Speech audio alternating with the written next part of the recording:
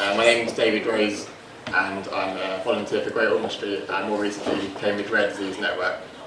I was diagnosed with Occipital Horn Syndrome at the end of last year after 2 years of genetics testing at Addenbrooke's in Cambridge. Occipital Horn Syndrome is extremely rare. As of 2011, there were 20 cases in the world, of me being one of them. There's an estimated 100 to this date. Nobody in the UK apart from me has this, to my knowledge. There were a few different diagnosis possibilities thrown around during the 2 years before they came to the correct diagnosis. It's a nice feeling to finally know after all these years of what's been going on, despite it being incurable. Occipital Horn Syndrome is formally considered a variant of Ehlers-Danlos syndrome, which is a slightly more common disease you might have heard of. It is an X-linked recessive connective tissue disorder. It's caused by the deficiency in the transport of the mineral copper, associated with the mutated gene APT7A. Only about 2/3 of the children with Occipital Horn are thought to have genetically inherited the disorder. The other third don't have it in their family history. As it's X-linked, it affects more males than females. Nobody in my family has it, so my mum is the carrier, and it's just me that has it, which is good, obviously.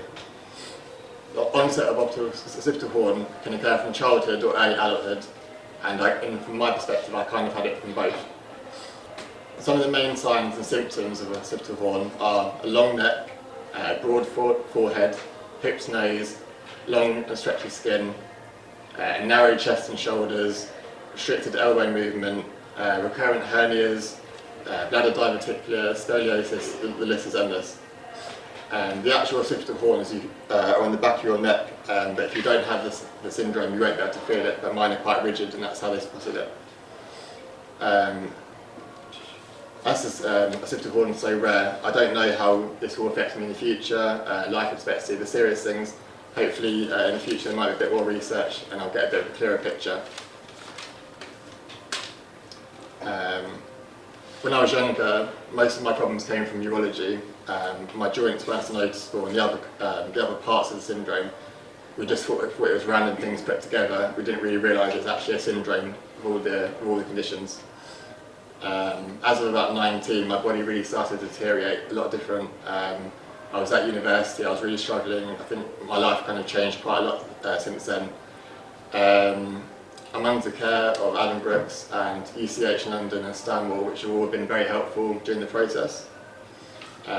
When I was younger, I was seen at Great Ormond Street Hospital, and that's why I like to volunteer and give my time back to them for all the great work they've done for me and other children around the world.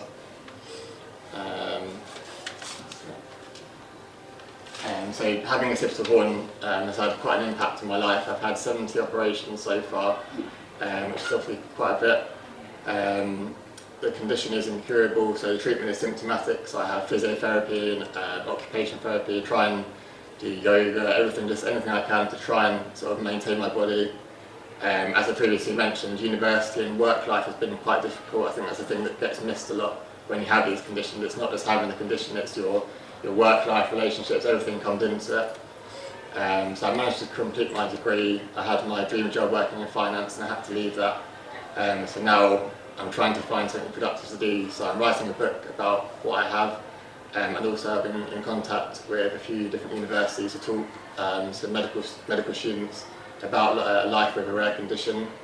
And then more recently there's the possibility of going to America for a medical trial next year, so it's sort of worth a risk. There's nothing, it can't really make it any worse. I'm hoping that might be of some use. But yeah, that's me. Thank you very much.